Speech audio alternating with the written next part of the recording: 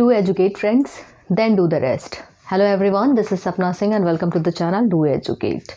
Thermodynamics topic चल रहा था जिसमें कि हमने first law of thermodynamics complete किया है, उसके बाद हमने फ्री एक्सपेंशन के बारे में देखा है। आज देखेंगे एक नया टर्म जो कि फर्स्ट लॉ ऑफ थर्मोडायनामिक्स से रिलेटेड है, जिसका नाम है स्टेडी फ्लो एनर्जी इक्वेशन। क्या नाम है? Steady flow energy equation. Steady flow energy equation की अगर हम बात करते हैं तो इसका मतलब क्या है कि स्टेडी फ्लो, कोई भी फ्लो स्टेडी कब होता है? जब फ्लो रेट जो है वो कांस्टेंट होता है। क्या होता है? Flow rate is constant. क्या है? फ्लो रेट जब कांस्टेंट होता है। जैसे कि कोई, हमने मान लिया कि कोई सिस्टम है, ठीक, कोई सिस्टम कुछ इस तरीके का है कि यहाँ से कोई मास एंटर कर रहा है। यहाँ से क्या हो रहा है? इस पॉइंट से, ये पॉइंट 1 है और ये पॉइंट क्या है? 2 है। पॉइंट 1 से मास एंटर कर रहा है और पॉइंट 2 से क्या हो रहा है? वो एग्जिट कर रहा है। स्टेडी फ्लो एनर्जी इक्वेशन के केस में हम क्या देखेंगे कि सपोज़ किया हमने पॉइंट 1 पे जो मास है वो क्या है? m1 है। उसके बाद एंथैल्पी जो है वो h1 है, प्रेशर p1 है, वॉल्यूम क्या है? v1 है, ठीक। उसके बाद इंटरनल एनर्जी u1 है, डेटम हेड जो है वो क्या है? z1 है, ठीक। वेलोसिटी जो है वो क्या है? c1 है। ये सारी चीज़ हमने मान ली कि फर्स्ट पॉइंट पे जो क्या है, मास हो गया, एंथैल्पी हो गई, pressure, volume, internal energy, datum और उसके बाद वेलोसिटी, ये सारी क्या है? ये चीज़ें यहाँ पे गिवन है 1 पॉइंट पे। उसी तरीके से अगर दूसरे पॉइंट की अगर हम बात करते हैं तो दूसरे पॉइंट पे जो वैल्यूज़ हैं वो क्या है? m2 हो गई, उसके बाद m2 है, उसके बाद ये क्या है? h2 हो गया, p2, v2, u2, z2 और c2।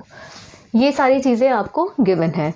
अज्यूम किया यहाँ पे फर्स्ट पॉइंट पे जो हीट हम सप्लाई कर रहे हैं दिस इज़ Q, और दूसरे पॉइंट पे जो फ्लूइड है, फ्लूइड के थ्रू जो वर्क डन हो रहा है वो क्या है? वो W है, ठीक। बात समझ में आ गई होगी कि 1 पॉइंट पे ये कुछ वैल्यूज़ हमने ले ली हैं और सेकेंड पॉइंट पे भी कुछ वैल्यूज़ ले ली हैं। तो स्टेडी फ्लो एनर्जी इक्वेशन क्या कहता है कि जब कोई फ्लूइड है 1 पॉइंट से एंटर कर रहा है और सेकेंड पॉइंट से एग्जिट कर रहा है, तो उसके लिए जो इक्वेशन बन के तैयार होगी वो इक्वेशन कुछ इस तरीके से होगी। यहाँ पे होगा u1 plus c1 square by 2 plus gz1 plus p1 v1 plus, यहाँ पे हमने क्या लिया है? हीट जो है, हीट का एडिशन होगा वो हम क्या करेंगे? एक साइड में रखेंगे, किधर? फर्स्ट पॉइंट की साइड में हम रखेंगे, ठीक। क्या करेंगे? उसको फर्स्ट साइड में रखेंगे। उसके बाद सेकेंड पॉइंट में क्या हो जाएगा? इंटरनल एनर्जी चेंज होके u2 हो जाएगी। जो वेलोसिटी होगी एग्जिट पॉइंट पे वो क्या हो जाएगा? c2 स्क्वायर बाई 2 हो जाएगा। फिर उसके बाद ये क्या हो जाएगा? gz2 हो जाएगा। देन यहाँ पे प्रेशर और वॉल्यूम P1 V1 थे, यहाँ पे प्रेशर और वॉल्यूम क्या हो जाएंगे? P2 V2 हो जाएंगे, plus work done by the fluid is W।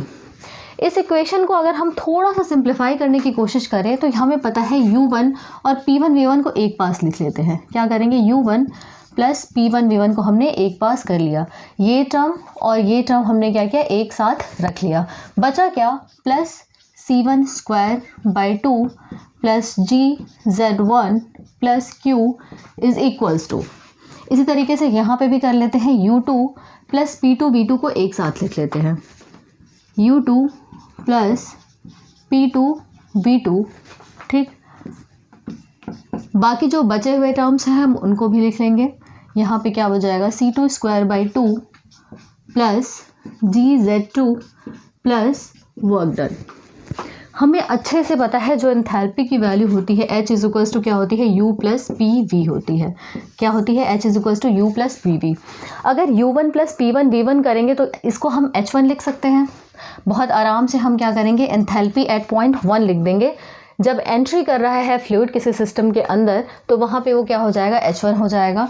फिर c1 square by 2 plus gz1 plus q is equals to क्या हो जाएगा यहाँ पे U2 प्लस P2 V2, यहाँ पे U1 प्लस P1 V1 था तो इसकी वैल्यू हमने H1 लिख दी।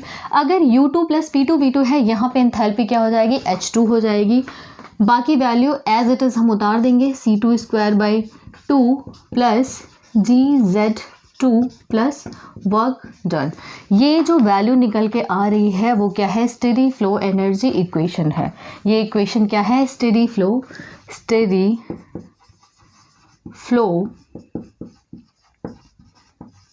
एनर्जी इक्वेशन है।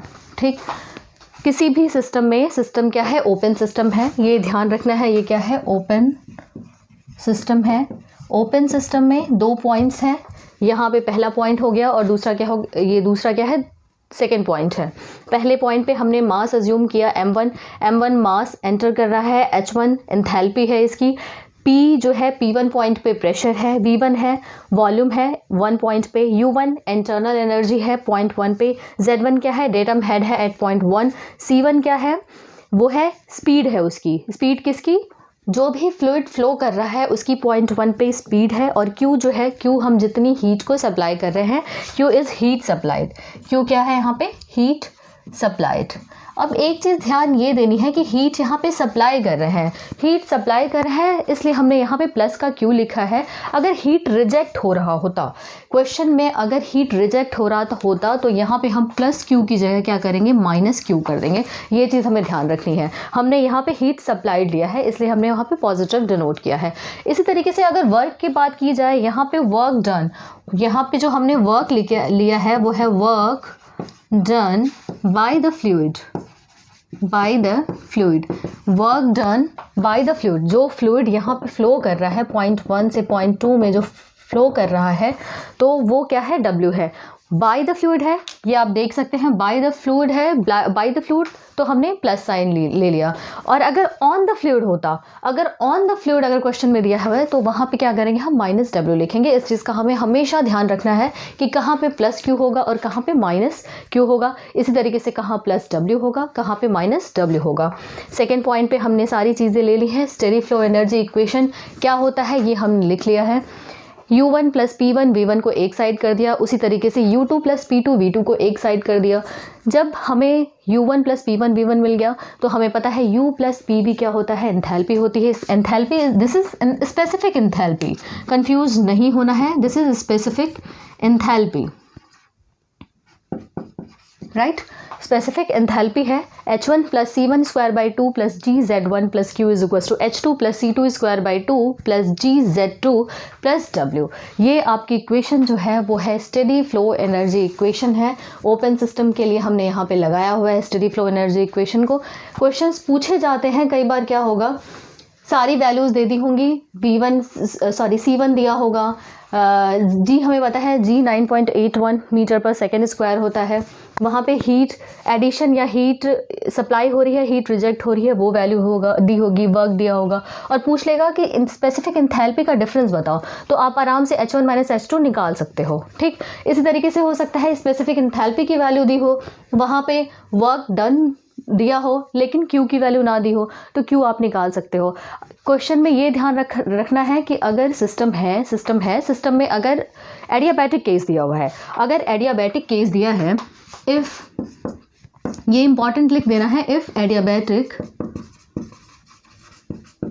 Case is adiabatic then Q is equals to 0। यहाँ पे Q की वैल्यू हम क्या करेंगे, सीधे 0 लिख देंगे, तो हमारा ये जो Q है वो क्या होगा, एलिमिनेट हो जाएगा, बाकी टर्म्स मिल जाएंगे हमें। तो यही चीज़ें हैं जो हमें यहाँ पे ध्यान देनी है। स्टेडी फ्लो एनर्जी इक्वेशन जो है ये कहाँ से हम लेके आए हैं, ये क्या है, फर्स्ट लॉ ऑफ थर्मोडायनामिक्स ही है। ठीक, स्टेडी फ्लो एनर्जी इक्वेशन की वैल्यू हमारी ये आ गई। इस तरीके से हम क्वेश्चन को सॉल्व कर सकते हैं। मिलते हैं नेक्स्ट क्लास में, इसको आप लोग देख लेना और इसको हम आगे पढ़ेंगे और जल्दी मिलते हैं। Thank you.